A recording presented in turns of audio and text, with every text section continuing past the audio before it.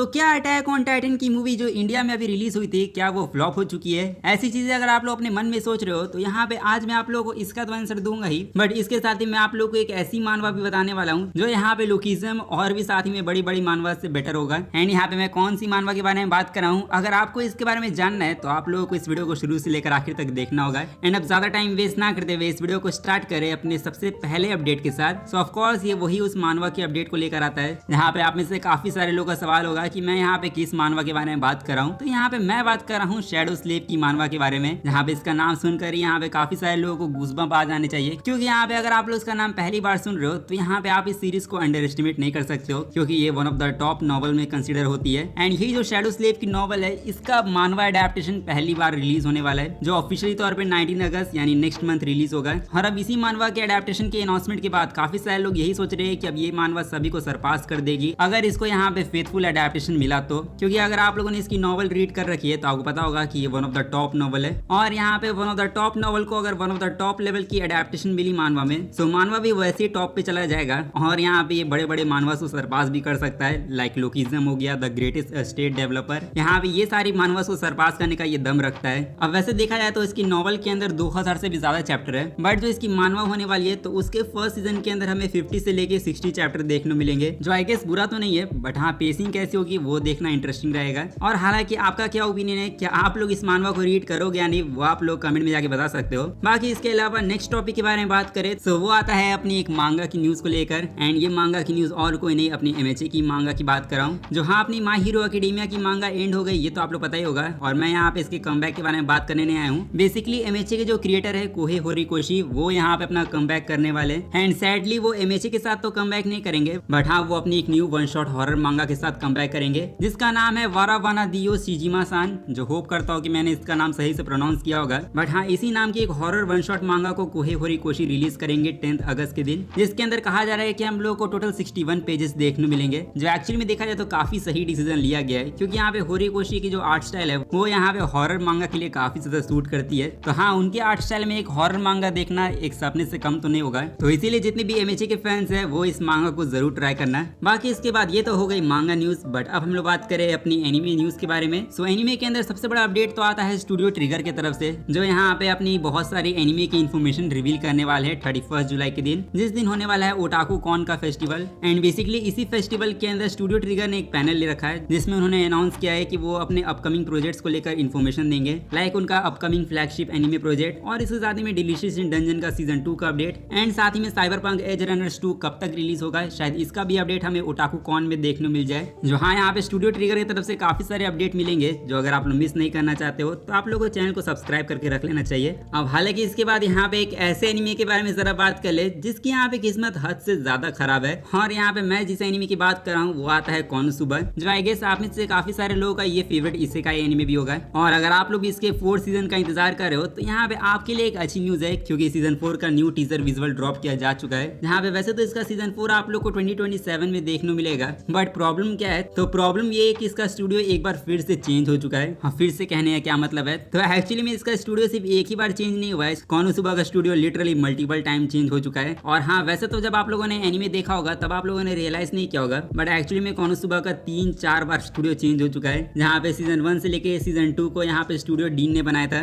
And फिर उसके बाद जो इसकी मूवी आई थी उसको यहाँ पे जेसी स्टाफ ने एनिमेट किया था, एंड फिर उसके बाद जो इसका सीजन 3 आया था उसको यहाँ पे स्टूडियो ड्राइव ने एनिमेट किया था, और अभी जो सीजन 4 आने वाला है 2027 में उसको एनिमेट करने वाला है स्टूडियो एनजी, जो आप इस स्टूडियो को अच्छे तरीके से जानते होंगे, क्योंकि इसी स्टूडियो ने यहाँ पे मेडलिस्ट और इसके साथ ही में कुछ दूसरे एनिमेस को एनिमेट किया है। और अब इन्हीं सब चीजों को देखने के बाद लोग तो अब यही समझ चुके हैं कि कोनोसुबा को यहाँ पे कोई भी स्टूडियो एनिमेट नहीं करना चाहता है, क्योंकि जब भी कोई इसका एक सीजन एनिमेट करता है तब वो उसको दूसरे स्टूडियो को पास कर देता है। बट चलो जो भी हो, यहाँ पे एनिमेशन क्वालिटी हम लोगों को हमेशा अच्छी देखने मिल रही है, इसलिए मेरे तरफ से तो कोई कंप्लेन नहीं है। बट आप लोग क्या ओपिनियन है, साथ ही में यहाँ पे आप लोग सीजन 4 के लिए एक्साइटेड हो या नहीं, वो आप लोग कमेंट में जाके बता सकते हो। बाकी इसके बाद हम लोग अपने अगले टॉपिक के बारे में बात करें तो वो आता है यहाँ पे डिज्नी प्लस के एक न्यू एनिमे को लेकर, जिसका नाम है Disney twisted Wonderland the animation season 2। जो अगर आप लोग इस एनिमे के सीजन 2 का वेट कर रहे थे तो ये डिज्नी प्लस पर इस साल दिसंबर में रिलीज होगा। बट इसके साथ ही में अगर आप लोग फ्री फायर लवर हो तो मैंने आप लोग को बहुत टाइम पहले ही बताया था कि फ्री फायर का भी एनिमे आने वाला है, एंड फाइनली फ्री फायर के एनिमे को लेकर भी न्यू अपडेट मिल चुका है, जहाँ पे फ्री फायर वालों ने अपने एनिमे का न्यू विजुअल ड्रॉप किया है। और यहाँ पे फ्री फायर का जो न्यू एनिमे होने वाला है जिसका नाम है फ्री फायर डेब्रेक, ब्रेक। सो वो ऑफिशियली तौर पे अनाउंस हो चुका है स्प्रिंग 2027 के लिए। जो हाँ मैं जानता हूँ आप लोग क्या बोलोगे कि ये एनीमे तो 2026 यानी इस साल ही रिलीज होने वाला था। सो आई गेस इसका प्रोडक्शन कंप्लीट नहीं हुआ होगा, इसी वजह से शायद इसको अगले साल के लिए डिले कर दिया हो। और यहाँ पे डिले करके जो रिलीज डेट इन्होंने हमें दी वो रिलीज डेट यहाँ पे कागुराबाची से सिमिलर है। मतलब सिंपल वर्ड्स में कहूँ तो यहाँ पे कागुराबाची एंड जो फ्री फायर का एनीमे होने वाला है वो दोनों ही स्प्रिंग 2027 में ड्रॉप होगा। जो देखा जाए तो ये दोनों ही एनीमेज एक साथ हमें देखने मिलेंगे। तो अब आप लोग फ्री फायर के एनीमे को देखने के लिए एक्साइटेड हो या नहीं, वो आप लोग कमेंट में जाके बताओ। बाकी इसके बाद एनीमे सीरीज के बारे में हम लोगों ने काफी ज्यादा ही बातें कर ली है, इसलिए यहाँ पे अब एनीमे मूवीज के बारे में बात करें। लाइक अगर आप लोग डोरेमोन के बहुत बड़े वाले फैन हो तो यहाँ पे डोरेमोन की भी एक न्यू मूवी अनाउंस हो चुकी है जिसका नाम है Doraemon Nobita steam power time machine. जो बेसिकली इसी नाम की एक न्यू एनीमे मूवी डोरेमोन की अनाउंस हो चुकी है जो रिलीज होगी स्प्रिंग 2027 में। और इसके साथ ये मूवी तो आप लोग अगले साल देखने मिलेगी, बट इस साल भी कुछ एनीमे मूवी आने वाली है like to you in the beyond. इस नाम की एनीमे फिल्म का भी हमें मेन विजुअल देखने मिल चुका है, जहाँ पे ये फिल्म रिलीज होने वाली है 9 अक्टूबर जापान में। यहाँ पे सच कहूँ तो जो इसका मेन विजुअल ड्रॉप किया गया है, इस विजुअल को देखने बाद यहाँ पे कसम से मुझे योर लाइन अप्रैल की याद आ गई। और हाँ लिटरली वैसी वाइब मुझे मिल रही है, तो देख के लगता है कि हमें एक और डिप्रेसिंग एनीमे मूवी देखने मिलेगी। जो हाँ चलो मैं तो इस मूवी को देखने के लिए एक्साइटेड हूँ,